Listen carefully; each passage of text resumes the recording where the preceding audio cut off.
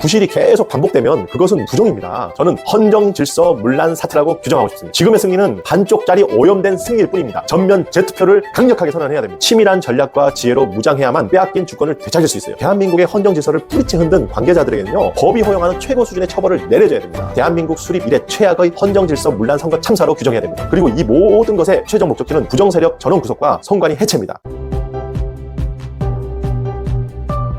아니, 전 세계 문화와 첨단 산업을 선도하는 세계 6위 경제 대국 대한민국이 투표용지가 모자라서 투표를 못한다? 아니, 여기가 아프리카입니까? 아니면 베네수엘라입니까?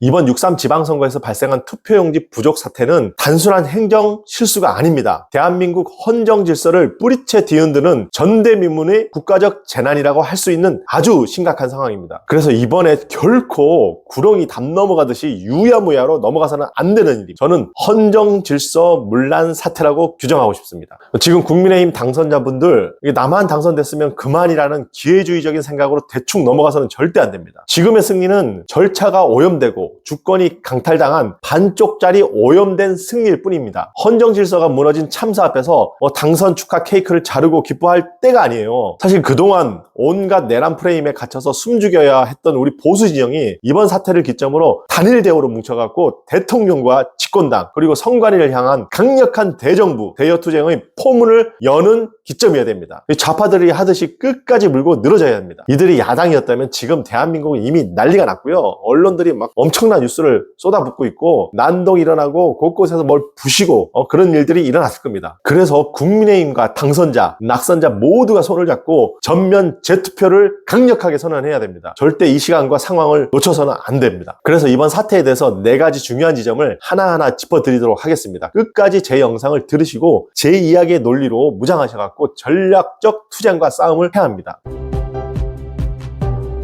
첫 번째는 왜 이번 사태가 단순 부실이 아닌 헌정 질서를 붕괴시키는 국가적 대참사인가라는 부분입니다. 둘째는 어떤 명백한 법적 근거로 우리가 당당하게 전면 재투표를 요구할 수 있는가라는 부분을 말씀드리도록 하겠습니다. 세 번째는 이 사태 관련자들에 대해서 민형사상 법정 최고형의 처벌을 내릴 수 있는 수준의 법리적 근거가 무엇인지 말씀드리도록 하겠습니다. 네 번째는 당과 시민단체 그리고 우리 국민들이 각각 어떠한 역할을 해야 하는지 구체적인 로드맵을 말씀드리도록 하겠습니다. 여러분들 이번 사태에 대해서 단순히 정말 분노하고 화만 내는 감정적인 싸움은 반드시 실패합니다. 거룩하고 뜨거운 심장을 가지되 머리는 송곳처럼 차갑고 냉정해야 이깁니다. 치밀한 전략과 지혜로 무장해야만 빼앗긴 주권을 되찾을 수 있어요. 그래서 오늘 영상 끝까지 함께 해주십시오. 첫 번째는 왜 단순 부실이 아닌 헌정 질서 붕괴의 국가적 재난인가에 대해서 말씀드리도록 하겠습니다. 여러분들 한번 다리공사를 한번 상상해 보십시오. 기초토모공사부터 시작해서 기초를 세우는 과정에서 감독관이 부실을 발견하고 경고를 했어요. 하지만 시공자는 그 들은 척도 안 하고 계속 단계마다 부실을 누적시킵니다. 결국 다리 상판을 올렸을 때 붕괴 직전에 심각한 균열이 터진다면 이걸 단순 과실로 보겠습니까? 아니면 의도된 부실, 즉 기획된 부정으로 보시겠습니까? 이런 다리를 가지고 땜방 처방만 해갖고 끝낼 상황입니까?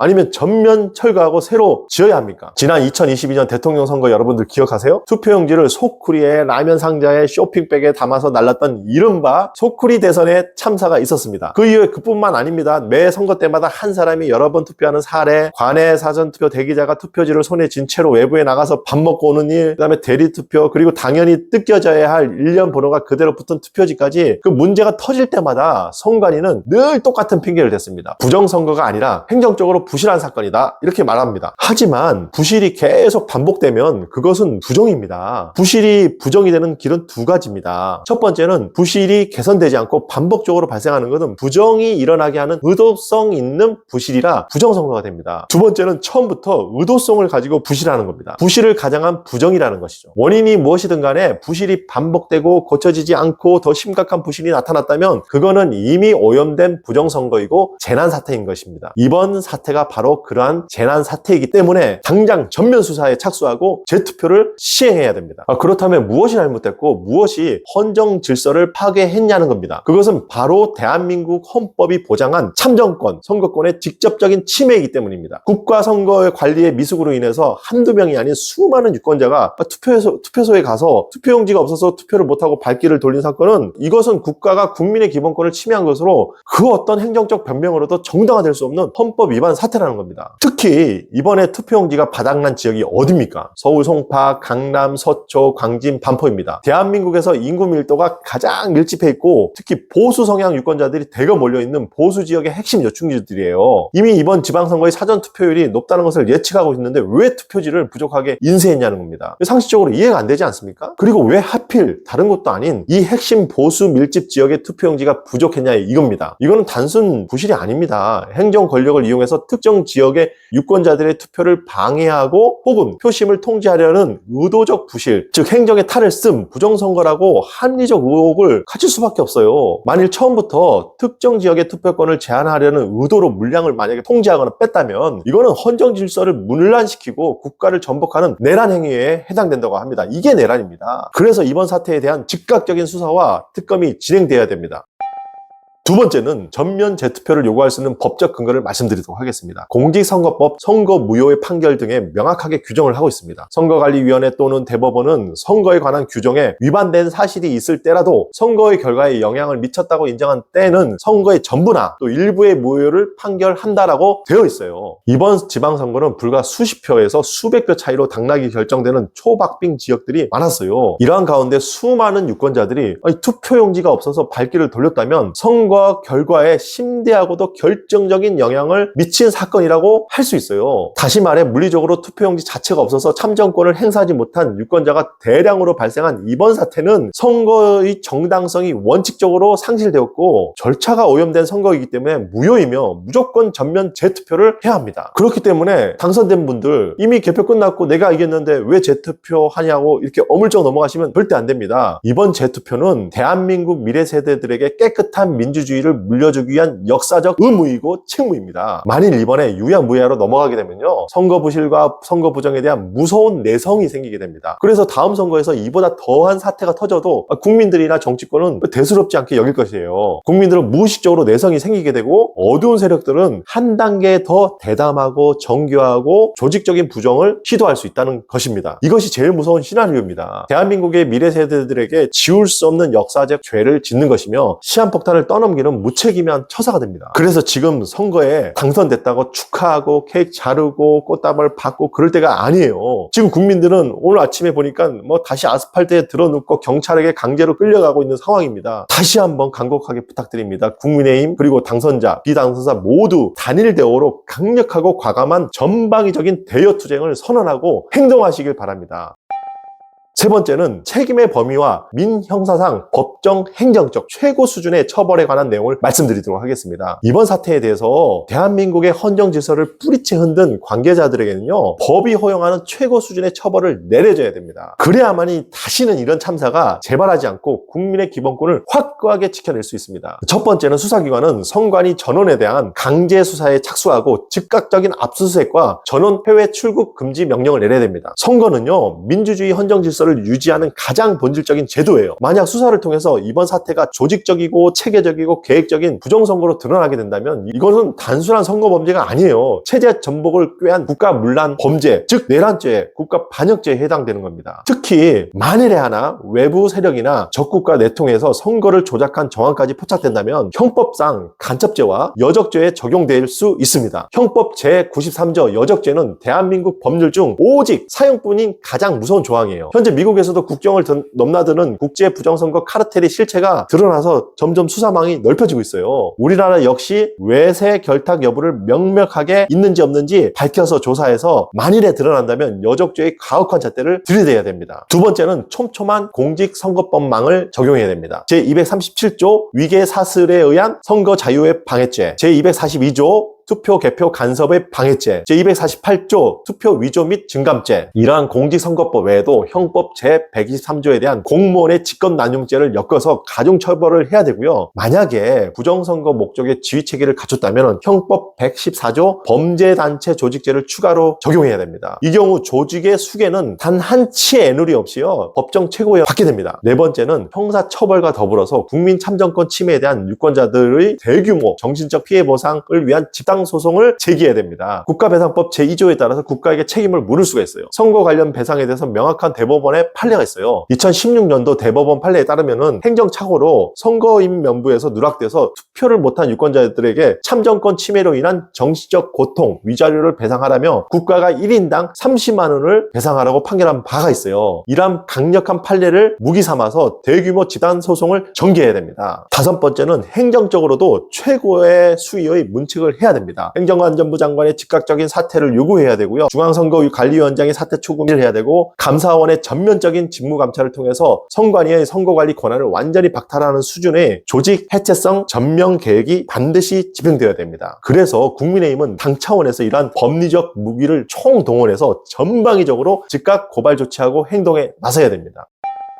네 번째는 마지막으로는 당과 시민단체, 국민의 구체적인 대여투쟁 전략 로드맵을 말씀드리도록 하겠습니다. 앞에서 언급해드렸듯이 이번 헌정질서문란 선거 재난 사태는 좌파 정부에 대한 강력한 대여투쟁의 결정적인 명분이 됩니다. 이를 통해서 국정 주도권을 다시 야당이 쥐는 것은 물론이고, 어둠의 좌익 세력들을 척결해서 자유민주주의 근간을 탄탄하게 세우는 역사적 순간이기 때문에 우리는 총력을 기울여야 해요. 일단 국가 재난 수준의 선거 대참사를 바로잡기 위해서는 한 가지 큰 프레임을 규정하고요. 그 규정하에 크게 두 가지 방향으로 전략적으로 나가야 됩니다. 그래서 일단 이번 사태의 공식 명칭을 저들의 프레임인 단순 행정 부실이 아닌 대한민국 수립 이래 최악의 헌정질서 문란 선거 참사로 규정해야 됩니다. 그리고 이 모든 것의 최종 목적지는 부정세력 전원 구속과 선관위 해체입니다. 그래서 이러한 대전략 아래 제도권 안의 정치투쟁, 원내와 아스팔트 위의 광장투쟁, 장외, 이 두 방향으로 나감과 동시에 단일 대우로 맞추어서 돌아가야 됩니다. 우선 당은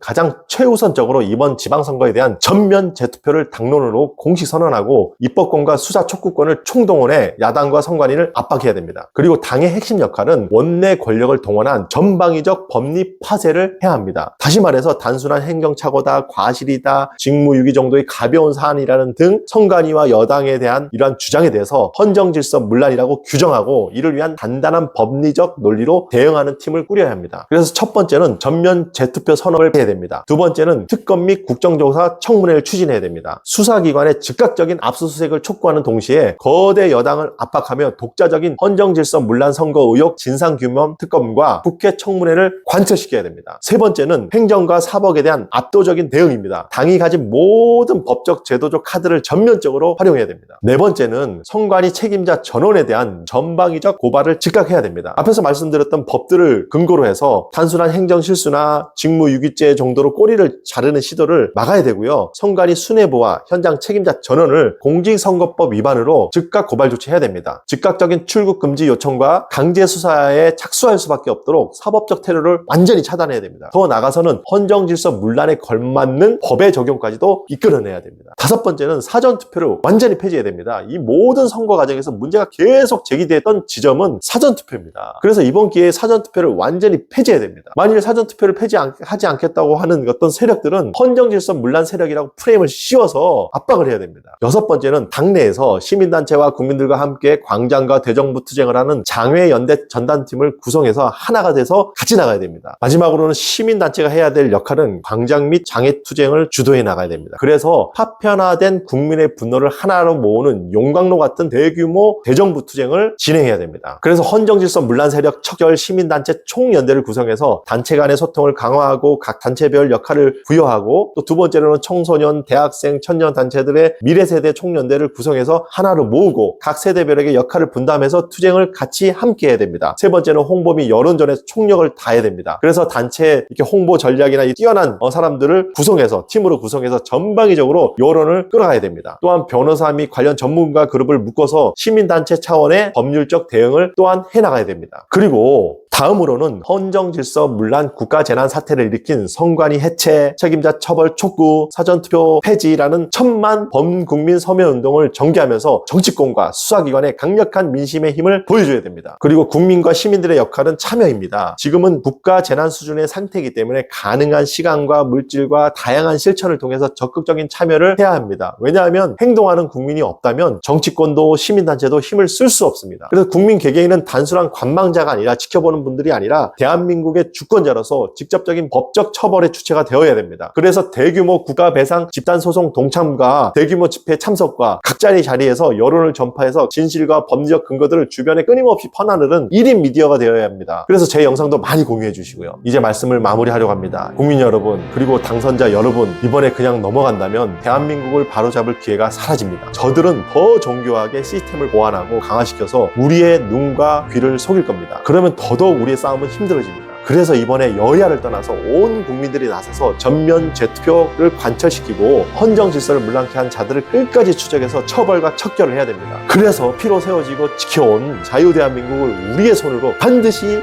다시 바로잡아야 합니다. 오늘 영상이 공감되셨다면 구독과 좋아요 그리고 링크를 널리 공유해 주십시오. 여러분들의 공유 한 번이 대한민국을 살리는 거대한 횃불이 될 수 있습니다. 끝까지 함께 해 주십시오. 감사합니다.